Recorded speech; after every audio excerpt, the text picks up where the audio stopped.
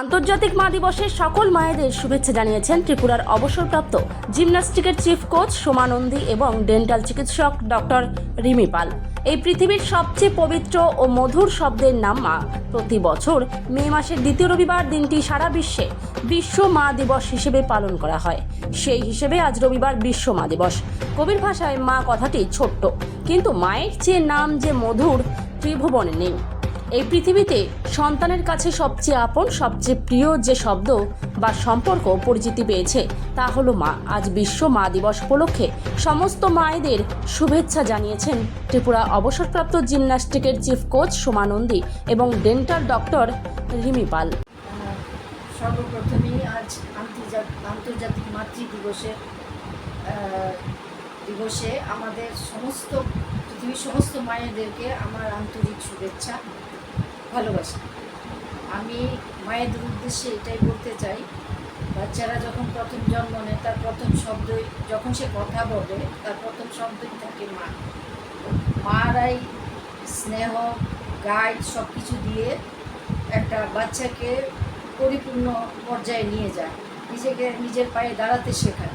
সেখানে আমি সমস্ত মায়েদেরকে বলছি যে আমিও একজন মা, আপনি আপনার বাচ্চাকে ওইভাবেই মানুষ করুন যাতে সে নিজের পায়ে দাঁড়িয়েও আপনাকে না বলে। আপনি একজন সত্যিকারের মা হয়ে উঠুন, কারণ আপনাকে ছাড়া একটা বাচ্চার জীবন কোনোভাবেই সম্পূর্ণ হওয়া সম্ভব নয়। তাই আমি আজকে নিজেও খুব গর্বিত, কারণ আমি নিজেও একজন মা। আমি সমস্ত মায়েদেরকে বলছি যে আপনারা আপনাদের মতো করে বাচ্চাদেরকে বড় করুন, মানুষ করুন, ভালো করে নিজের পায়ে দাঁড়াতে শেখান।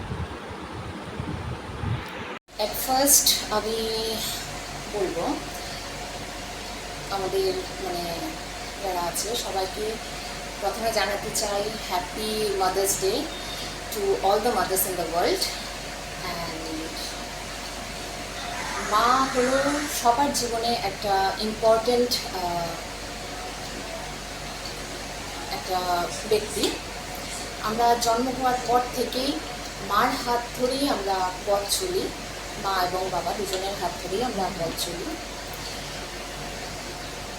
ওরাই আমাদের জীবনে আলো আনে, পৃথিবীর আলোটা আমরা ওদের মধ্যে দিয়েই দেখতে পাই। So she is very important to us and for all of us, and they are the strength. They are our strength. যেখানে I'm also mother, so we should handle and we should support our children in a way like we should support them with love, we should handle them with kindness, with tenderness, with our patience, যেটা আমাদের সবচেয়ে বেশি প্রয়োজন, ধৈর্য।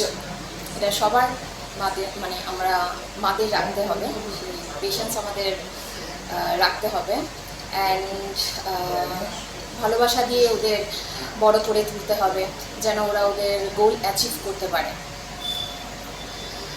আর এই grand salute বলবো যারা working mother আছে ওদের জন্য।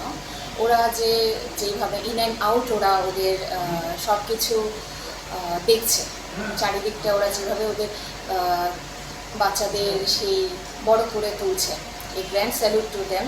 অ্যান্ড